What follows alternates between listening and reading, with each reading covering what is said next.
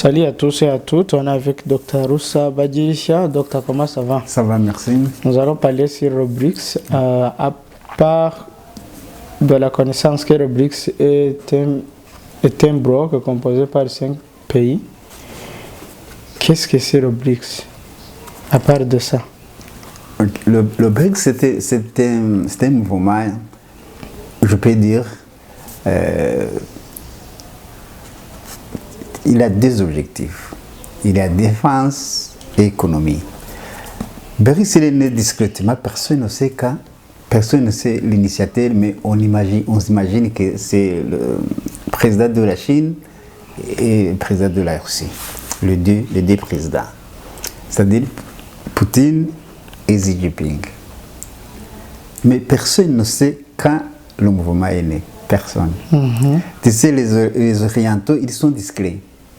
Ils parlent très très rarement les projets. On voit, ils réalisent les actes, on les voit après. Tout le monde a été surpris par les BRICS. Personne ne savait. Mais aujourd'hui, BRICS, ça devient un mouvement côté économique très fort, même côté militaire, il est très fort. Aujourd'hui, on a montré ça. La guerre d'Ukraine nous a montré ça. Oui, ils ne sont pas bêtes, ils sont très forts. Et au point de vue économique, leur PIB est supérieur au PIB de G7. Donc, côté économique, ils sont supérieurs à l'Occident. Donc, le BRICS, c'est un contre-pouvoir de l'Occident. En fait, le BRICS, tu peux le comparer avec Eurasie. Eurasie, c'était frais pour les États-Unis. Donc, l'Eurasie, dans sa globalité, il freine le progrès des États-Unis. Parce qu'il est beaucoup plus avantageux. Côté économique, côté démographique, et côté stratégique, côté potentialité, matière première, matière énergétique, matière stratégique, tout, les États-Unis ne sont rien du tout à côté de l'Eurasie. Le BRICS, il est basé à l'Eurasie. Malgré le Brésil et le pays de South Africa, ce sont uniquement les deux pays qui ne sont pas dans l'Eurasie, mais la grande force, il est du côté Eurasie. Même les candidats aujourd'hui qui demandent d'être membres, les pays les plus forts, c'est l'Iran, l'Arabie Saoudite, donc les pays du Proche-Orient, toujours beaucoup très important au côté économie, au côté matière première. Oui. Le partenariat entre les pays du BRICS envisage quoi? En fait, c'est comme la défense. Ils ont remarqué que l'OTAN, de plus en plus, il devient trop agressif. L'OTAN. Tu sais, l'OTAN est né en 1949. L'OTAN, ça concernait l'Europe, l'Amérique et l'Europe de l'Ouest. Mais petit à petit, pas petit à petit, mais forcément dans ces derniers jours, dans ces dernières années, après la décision de l'URSS, après la guerre froide, l'OTAN a continué à grandir en approchant l'Eurasie. Donc, comme il trouvait que l'OTAN devient une menace, si ça devient une menace, on doit se défendre, on doit tout prévenir. C'est comme ça que le BRICS est né. C'est comme une prévention. Il veut se prévenir, donc se constituer sa sécurité en évitant que l'OTAN risque d'arriver même chez eux. Et ça commençait bien. Si l'OTAN est dans la Turquie, si l'OTAN voulait même l'Ukraine, si l'OTAN voulait maintenant la Finlande, les réasiles restaient où?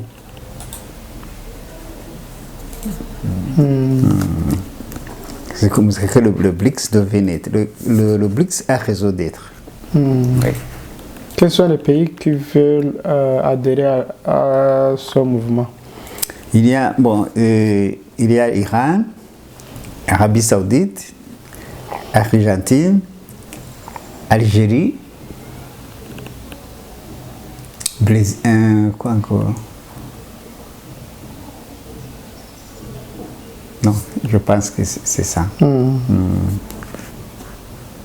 Ils ont une ressemblance. Pas encore, mais ils ont posé la candidature. Je demande La ressemblance, non, pas du tout. La ressemblance, il y en a toujours. Ce sont les pays que je viens de te dire, ce sont les pays qui ont été colonisés. Ces pays, ils ont toujours peur.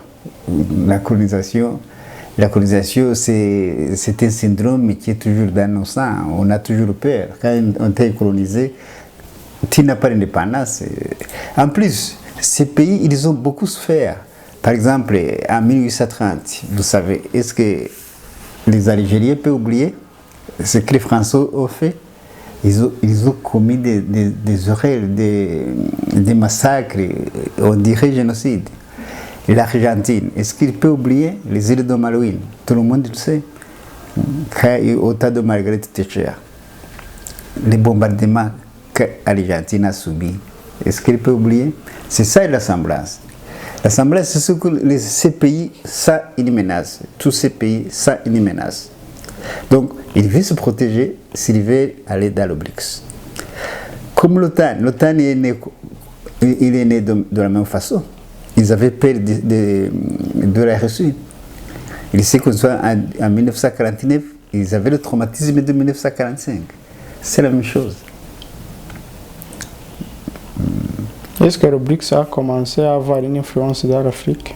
Oui, ça a commencé bien et c'est positif. Moi, ça m'intéresse beaucoup parce que le BRICS peut nous aider à avoir l'autonomie, à avoir la souveraineté.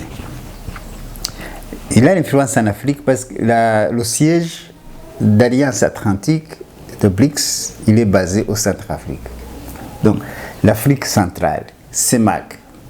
CEMAC, vous voyez, là, CEMAC et CEDEAO. Donc, CEMAC, aujourd'hui, il est au CEMAC. Le BRICS peut libérer ces pays. En commençant par le Centrafrique, déjà, le Centrafrique est libéré déjà. Mali est libéré. Burkina Faso est libéré. Donc, c'est l'Afrique centrale et l'Afrique de l'Ouest. C'est combien? C'est 14 pays. Si on libère les 14 pays, le reste suivra, sans problème. Donc, le BRICS, c'était un espoir pour nous. C'était un espoir lors que le partenariat entre le BRICS et le continent africain est orienté vers 3 domaines spécifiques: commerce, investissement et aide au développement. Aide. Non, c'est aide, mais aide, les aides au développement, ne le compare pas avec l'aide que nous connaissons depuis 75 ans. Ce n'est pas la même chose. L'aide, depuis 75 ans, il n'y a pas d'investissement. On n'a jamais vu d'investissement en Afrique. Mais le BRICS, bientôt, vous allez voir, on va mettre des industries en Afrique. On va commencer par le Centrafrique. Bientôt, tu vas voir. Des industries spécialisées pour les matières premières produites dans le pays même. Ce que tu n'as jamais vu avant. Donc c'est différent. En fait, si tu veux montrer que tu es mieux que l'autre, tu fais mieux que lui. C'est ça. Oui. Aujourd'hui, les Africains savent distinguer le vrai et le mensonge. C'était là, on a l'habitude d'attendre dans les oreilles l'aide au développement. L'aide au développement, qui a un budget spécial. C'était une aide qu'on peut dire empoisonnée.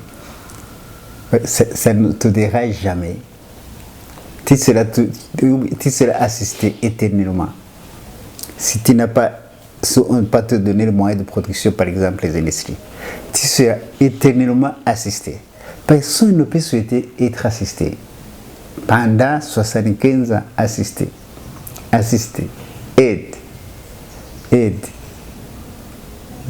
De temps en temps, de quoi se nourrir, de temps en temps, de quoi s'habiller, ça n'a pas de sens.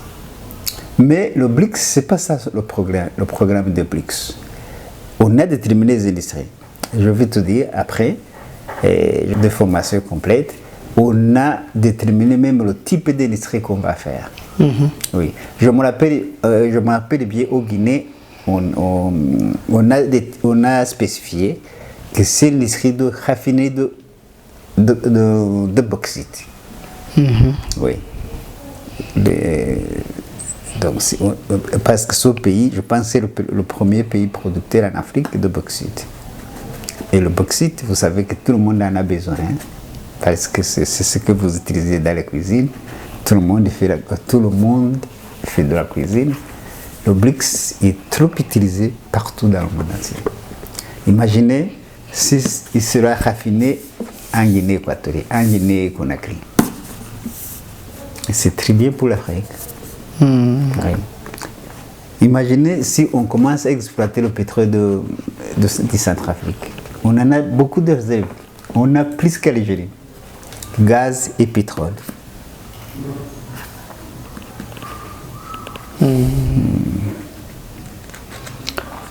Est-ce que le BRICS aurait ou bien a une banque? Non, oui, le BRICS a une banque, une vraie banque de développement. Et on va doter l'Afrique sa propre banque centrale. Parce qu'on envisage d'avoir une monnaie unique en Afrique.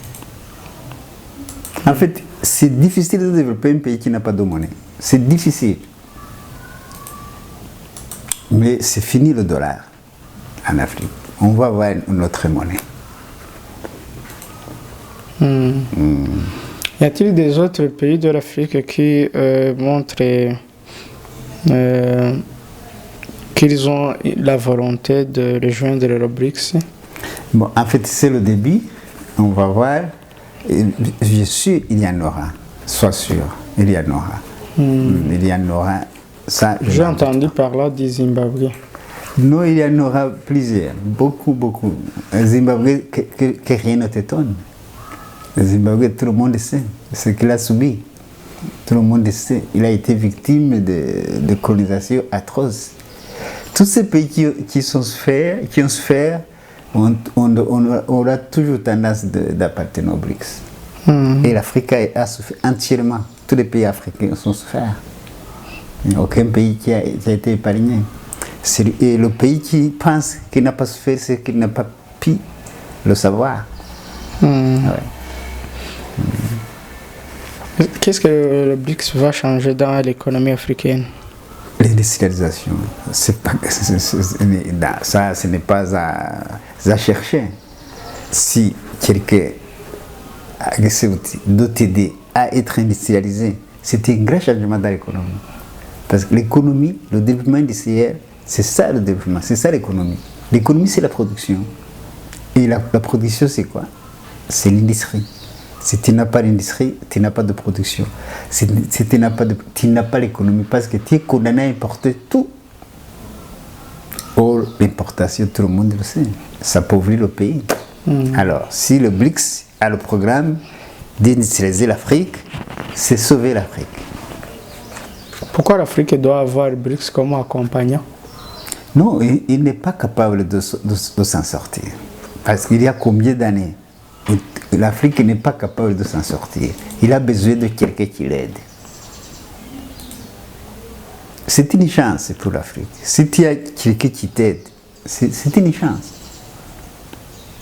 Quand je dis aide, ce n'est pas aide dont vous avez l'habitude. Ça, c'est le vrai aide. Donc, t'aider pour aider les autres. T'aider pour que tu puisses vivre d'une façon autonome et aider les autres. C'est ça l'aide. Oui. Sinon, avant, c'était l'appellation pour mentir, c'est comme on ment les enfants qui n'ont pas assez d'intelligence. Quelqu'un te dit qu'il t'aide pendant 100 ans. Et il continue à te dire je t'aide, et tu acceptes, tu penses qu'il t'aide. Ça, c'est bête. C'est une honte pour l'Afrique. Oui. Je pense que on en a assez. Docteur, on peut finir par ici si vous n'avez pas quelque chose à ajouter. Merci. Ce que je peux ajouter, c'est qu'on devait, on devait être très content et très fier du BRICS. Je donne l'espoir à mes confrères africains, à mes frères africains, qu'on peut s'en sortir. On peut sortir du colonialisme. On peut avoir la souveraineté.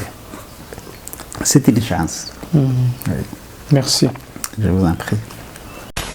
Si la jeunesse africaine ne libère pas l'Afrique, son continent d'avenir, ce sera l'avenir des autres, pas l'avenir des Africains.